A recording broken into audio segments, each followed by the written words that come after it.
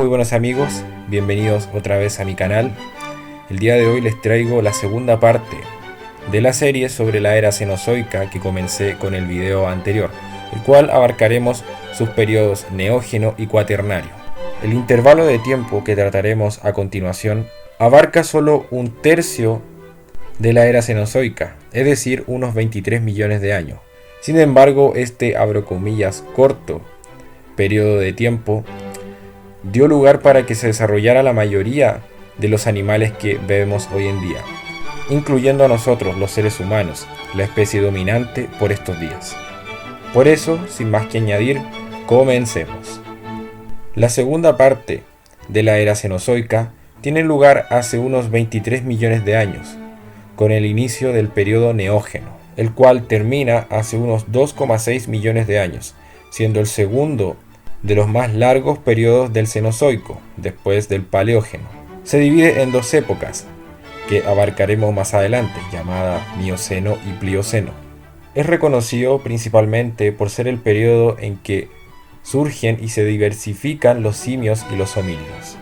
La primera de las épocas del Neógeno es el Mioceno, que empezó con el inicio del periodo Neógeno hace unos 23 millones de años y terminó hace solo, abro comillas, 5 millones de años. Lo primero que se resalta de esta era es que el clima comenzó a ser más fresco y seco que en la época anterior, porque se formó un gran casquete de hielo en la Antártida que acumulaba humedad. Por todo el planeta, grandes áreas que antes estaban cubiertas por espesos bosques se convirtieron en praderas. En las zonas áridas apareció una nueva vegetación, el llamado chaparral. Los bosques empezaron a dejar claros donde crecía la hierba. Las plantas herbáceas se adaptaron mejor al clima de este periodo, que bien podría llamarse la edad de las hierbas. Los grandes jerarcas del Cenozoico, los mamíferos del Mioceno, contemplan la aparición del mastodonte, el mapache, la comadreja, la hiena y los osos. Había rinocerontes, gatos, camellos y caballos en sus formas más primitivas, muy parecidas a las que hablamos en el video anterior, refiriéndome a los caballos. Los grandes simios, emparentados principalmente con el orangután, vivían en África, Asia e incluso el sur de Europa. Los primeros homínidos empezaron a evolucionar en el este de África. En los mares progresaban las ballenas, los delfines, los tiburones y las focas. Gracias a la merma de los bosques tuvieron mucho éxito algunos animales de pequeño tamaño, como roedores, ranas, serpientes y pájaros. En la fauna marina me gustaría destacar que surgió uno de los superdepredadores más mortíferos de toda la historia. Sí, estamos hablando del afamado megalodón, especie extinta de tiburón, la más grande que ha existido, que vivió entre hace 19,8 millones de años y 2,6 millones de años, es decir, durante todo el periodo neógeno. Los estudios sugieren que Carcharodon megalodon era similar al tiburón actual, Carcharodon carcarias, pero superando con creces el tamaño de este último, llegando a los casi 20 metros de longitud.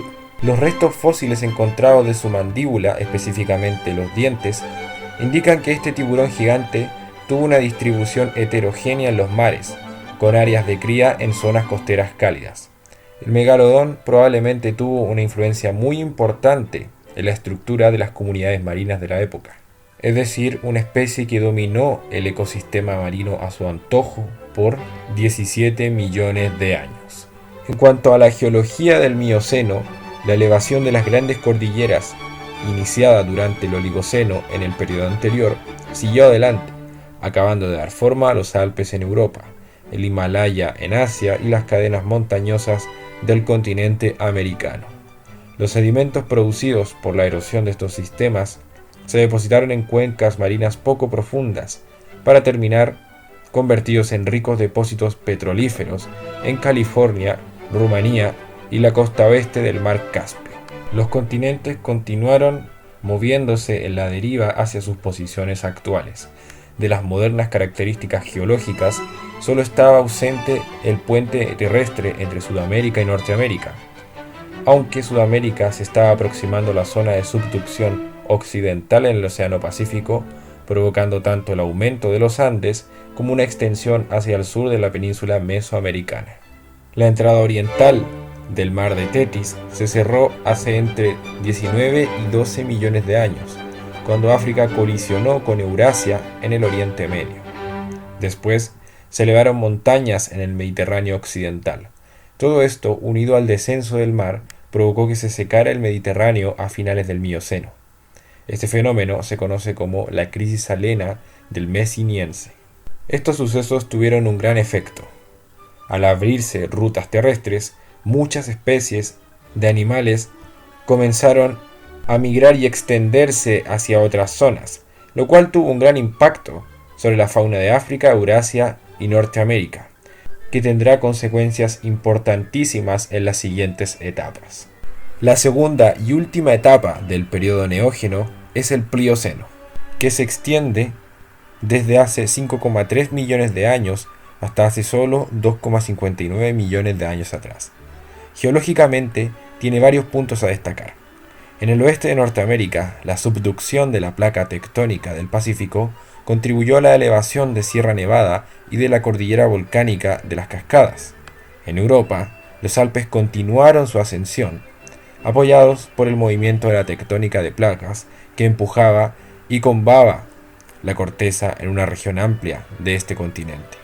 El Istmo de Panamá, en el actual Centroamérica, formado al colisionar Sudamérica con Norteamérica, propició la práctica desaparición de la antigua fauna marsupial sudamericana.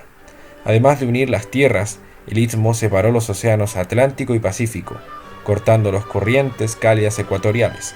Como consecuencia, ambos océanos se enfriaron, sobre todo el Atlántico, y en especial las aguas árticas y antárticas. Los casquetes polares continuaron acumulando hielo. El descenso al nivel del mar dejó al descubierto el actual estrecho de Bering, que facilitó las migraciones de los animales. Así, todos los continentes quedaron unidos, excepto Australia, la Antártica y las islas. Gran Bretaña era todavía una península, increíblemente, en Europa. Al final del Mioceno se había formado el sistema bético-rifeño y cortado el paso entre el Atlántico y el Mediterráneo. Este mar se secó, el clima se volvió árido y se depositaron grandes cantidades de sales. Al iniciarse el Plioceno, se abrió el estrecho de Gibraltar y el Mediterráneo se llenó de nuevo. El clima más frío y seco redujo las plantas tropicales a una estrecha franja ecuatorial. Además, al tener la Tierra estaciones muy marcadas, porque si es algo que destaca mucho en esta época, son las estaciones muy marcadas, aumentaron los árboles de hoja caduca. Los bosques de conífera y la tundra ocuparon las zonas frías, mientras los pastizales colonizaban áreas extensas. Aumentaron las sabanas resecas y se formaron desiertos en África y en Asia que vemos hoy en día. Algo muy importante que destacar respecto al clima es en su cambio más árido y seco, pero no necesariamente más caliente, sino, como vimos anteriormente, más frío, y de la vegetación más adaptada a climas secos, parece una de las circunstancias que contribuyeron a la diferenciación de los antepasados del género Homo en el este de África, los australopithecus, que fueron los primeros homininos eminentemente bípedos. Y es que los australopithecus, una de las primeras ramas que dio origen al ser humano, surge en el Plioceno. La pérdida de bosques por sabanas pudo espolear las posteriores glaciaciones que vendrían después, del final de este periodo Plioceno y del siguiente, el Pleistoceno. Algo muy interesante es que las temperaturas de este periodo se usan para modelizar los posibles cambios que nos esperan si la temperatura del planeta sigue aumentando, ya que es el periodo geológico más cercano en el que se dan las condiciones que se espera se desarrollen en la segunda parte del siglo XXI y en los tiempos venideros. La fauna continental y marina del Plioceno fue esencialmente moderna, a pesar de que la fauna continental tiene un aspecto algo más primitivo que la actual. El primer homínido reconocible, el Australopithecus, apareció en el Plioceno. Se han descubierto 7 especies diferentes, que habitaron todas en África hace alrededor de unos 4,4 millones de años. Los Australopithecus tenían brazos largos y robustos, semejantes a los de los simios, lo que indica que combinaban su desplazamiento sobre las extremidades inferiores con la escalada de árboles o trepando entre ramas. Eran pequeños y delgados, con una talla de entre 1,20 y 1,40 metros de altura. Lucy es el nombre del Australopithecus afarensis más y mejor preservado del que se tiene registro. La encontraron en Etiopía, en noviembre de 1974. Con el enfriamiento global, muchos animales de sangre fría desaparecieron de latitudes medias y altas. Los cocodrilos y caimanes se extinguieron en Europa. En cambio, las aves y los roedores evolucionaron y siguieron expandiéndose. Y, cuando hay comida, surgen depredadores. Los géneros de serpientes venenosas se multiplicaron en el Plioceno. En África abundaron los animales con pezuñas. Aumentó la población de elefantes y aparecieron las primeras jirafas. La proliferación de nuevos depredadores, sobre todo felinos como los dientes de sable, motivó que las hienas se convirtieran en carroñeras. Mientras tanto, los primates seguían evolucionando como vimos anteriormente. En Eurasia prosperaron los tapires, rinocerontes, antílopes y vacas. Algunas especies de camellos llegaron a Asia desde Norteamérica. Los felinos dientes de sable compitieron con otros depredadores como osos, perros y comadrejas. Especies norteamericanas invadieron Sudamérica, mientras Australia, aislada del resto, siguieron dominando los marsupiales.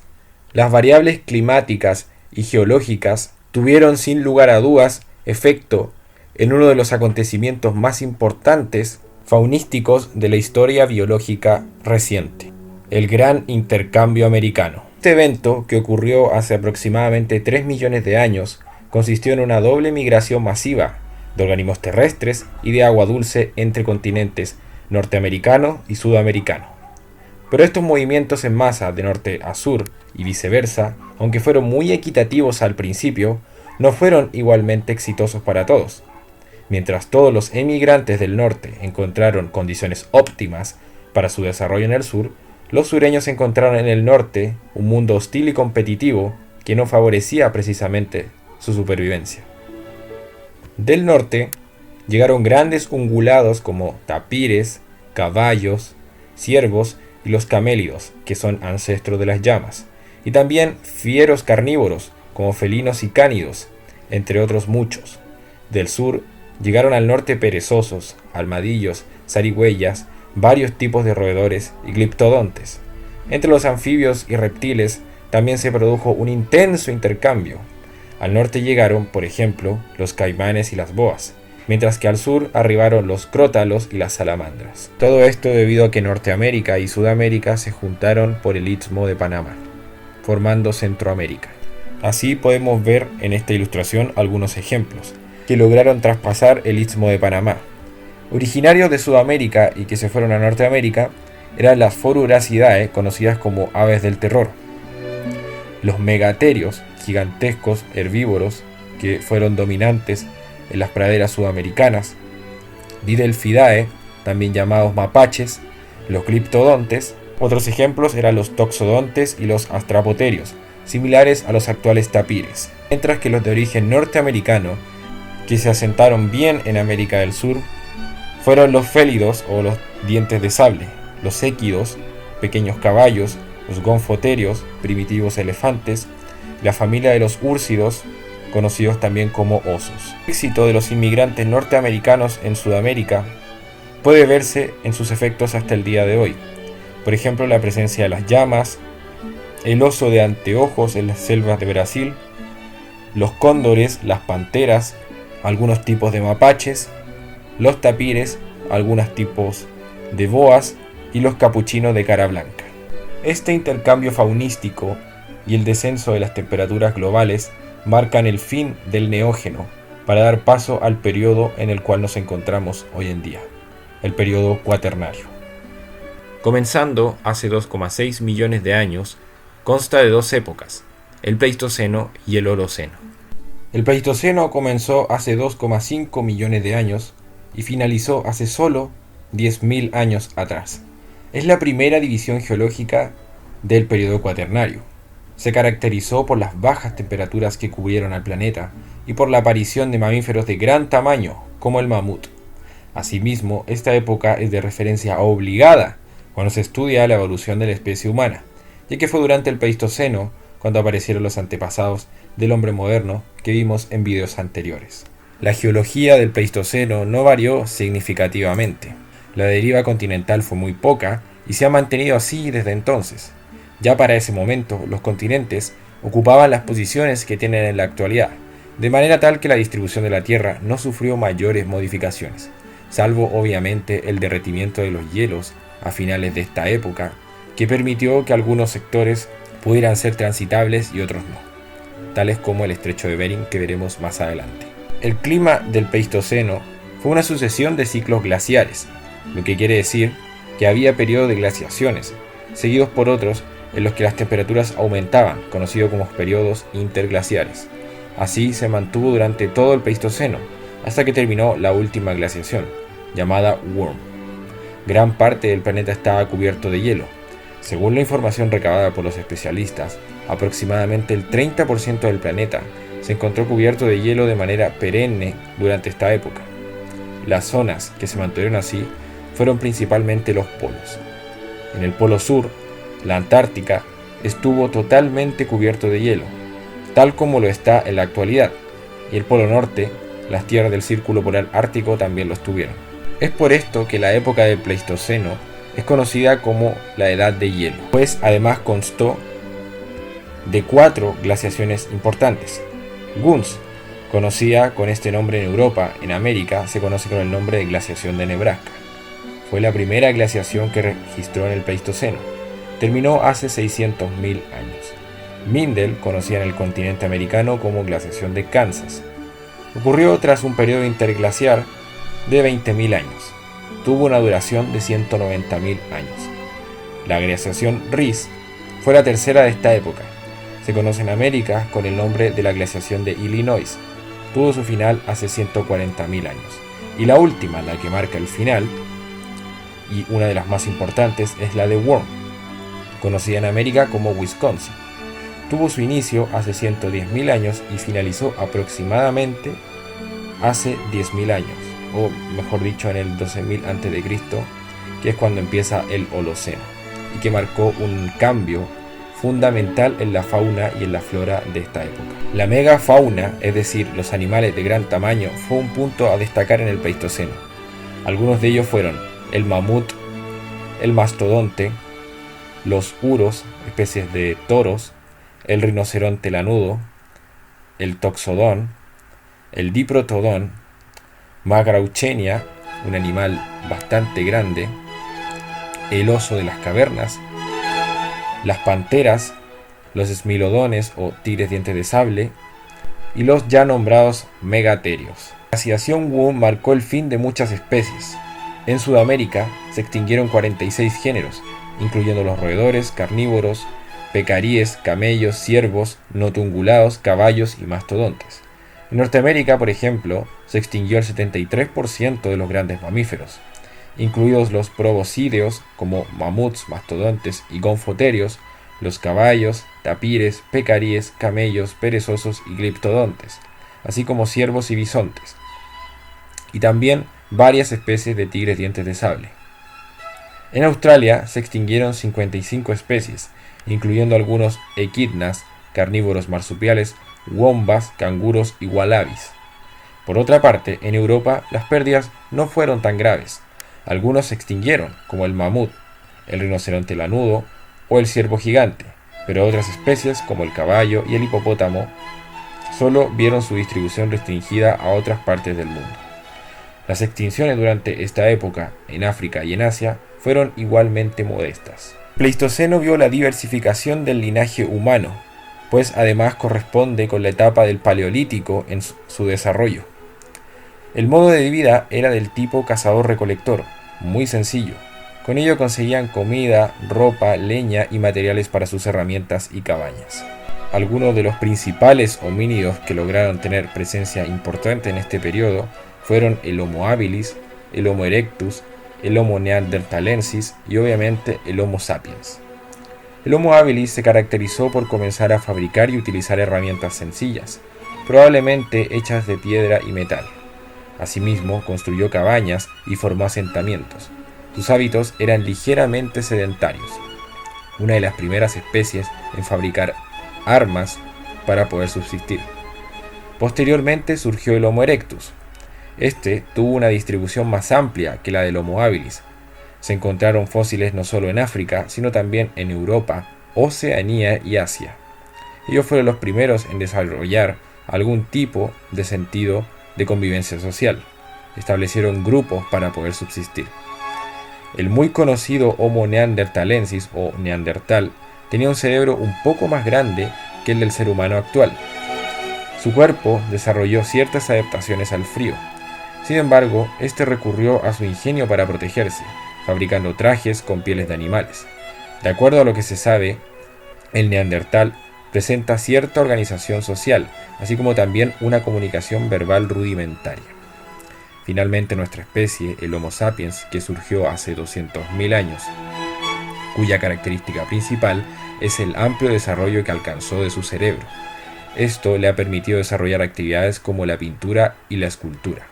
Asimismo, estableció una sociedad en la que existe una marcada jerarquía social, y fue el único que logró sobrevivir definitivamente a la glaciación Würm para poder desarrollarse en plenitud en la siguiente época, el Holoceno. El Holoceno es la última de las épocas de la era cenozoica y es la que nos encontramos actualmente. Se inició hace aproximadamente 12.000 años o en el año 10.000 a.C. y se extiende hasta hoy. Este periodo abarca la mayor parte del desarrollo de la humanidad, incluso desde que el Homo sapiens tenía costumbres nómadas y aún no había descubierto la utilidad de los metales en la fabricación de utensilios. Coincide con el inicio del periodo neolítico en la historia del desarrollo humano. El principio del Holoceno destacó por ser la era en que la historia humana apareció y se generalizó la agricultura y el pastoreo de animales, dando origen a las sociedades agrarias. Generalmente, pero no necesariamente, fue acompañado por el trabajo de la alfarería. Es aquí donde aparecen los primeros asentamientos sedentarios humanos. Además, fue seguido, según las regiones, por la edad de los metales o directamente por la edad antigua, en la que surgieron la escritura y las civilizaciones. Es conocida también la revolución neolítica que se produjo en sus principios, de manera independiente a partir de al menos 6 regiones del planeta, sin contacto entre sí, conocidas como cunas de la civilización: Asia Occidental, China Oriental, Nueva Guinea, Mesoamérica, la Cordillera de los Andes, Norteamérica Oriental y posiblemente también África subsahariana y la Amazonía. Todos estos fueron los inicios de una especie que logró desarrollarse tecnológica, social y culturalmente como ningún ser vivo antes en la historia del planeta. Pero obviamente eso es tema para otro video. Todo el desarrollo de la humanidad trajo consigo cambios irreversibles para nuestro planeta. Es por eso que muchos científicos proponen ponerle a esta época el Antropoceno. El Holoceno ha observado un proceso continuado y permanente de extinción de especies de animales y plantas, ocasionado muchas veces por la acción del ser humano. Esto ha sido catalogado por los especialistas como el proceso de extinción más grave, ya que la causa no son factores ambientales, sino una de las especies que habita el planeta. Uno de los ejemplos más importantes es el del mamut, que fue cazado por los hombres primitivos hasta su extinción. Un gran número de animales, incluidos los ya mencionados mamuts, mastodontes, smilodon, homotheriums y los perezosos gigantes, desaparecieron en Norteamérica. En este continente también se extinguieron animales que sobrevivieron en otras partes, incluyendo caballos y camellos. Esta extinción de la megafauna americana coincide con la llegada del ser humano hace 12.000 años, al igual que las extinciones anteriores de grandes marsupiales en Australia hace 40.000, como el diprotodón, o las posteriores de aves no voladoras en Nueva Zelanda hacia el año 1300 después de Cristo, conocidas como el moa o el dodo. El nivel del mar en el Holoceno subió considerablemente debido a principalmente el derretimiento de los glaciares que venían del Pleistoceno. Los especialistas consideran que el Holoceno es una época interglacial, ya que inició al finalizar un periodo de enfriamiento intenso y se espera que en un futuro no muy lejano se produzca otra glaciación de acuerdo a las proyecciones realizadas. Aunque en mi opinión esto es francamente impredecible, pues nos encontramos por primera vez en la historia en una época en que la acción humana ha sido fundamental, pues ya podemos ver sus efectos en, por ejemplo, el llamado calentamiento global, algo así como el efecto mariposa. Los animales no han variado mucho en el Holoceno. Los que han logrado mantenerse a lo largo del tiempo no han experimentado cambio o evolución alguna. Lo que se ha acentuado y prolongado en el tiempo es la extinción ya antes mencionada de especies de animales, tanto terrestres como marítimos. La flora tampoco ha sufrido grandes modificaciones. Las plantas con mayor distribución en el planeta son las angiospermas, mejor conocidas como plantas con semilla protegida. Asimismo, en las regiones del trópico, cercanas al Ecuador, se aprecia la prevalencia de selvas húmedas, con abundantes plantas y una gran biodiversidad. La selva más importante del planeta es la amazónica, ya que provee una gran cantidad de oxígeno que se respira en todo el planeta. Para finalizar, haré un resumen de lo que es la historia universal, ocurrida obviamente en el Holoceno, destacando los acontecimientos más importantes. Sí, la prehistoria se inicia alrededor del año 2 millones a.C. en el Pleistoceno. Finaliza con la invención de la escritura alrededor del 5000 a.C. Responsables de esta fueron los sumerios. Aquí es cuando se comienza a escribir la historia. Y comenzamos con la época antigua, que termina aproximadamente en el 500 después de Cristo, con la caída del imperio de Constantinopla. Esto da inicio a la famosa Edad Media, que dura 1000 años y termina justo cuando Cristóbal Colón llega a América en el año 1492. Aquí se inicia la Edad Moderna, que finaliza con la Revolución Francesa. Finalmente, la época contemporánea empieza con este acontecimiento y sigue hasta nuestros días. Bueno, y ese ha sido el video del día de hoy. Sí, lo sé, me extendí mucho más de lo que creía, pero me gustó mucho hacer este video y destacar los importantes acontecimientos de cada era, que suelen muchas veces confundirse debido a que sus nombres son parecidos o por su similitud aparente. Muchas veces al Cenozoico se le llama ya Edad de Hielo, pero bueno, después de hacer esta investigación vamos a saber que no siempre fue Edad de Hielo. Espero les haya gustado y nos vemos en la próxima. Chao.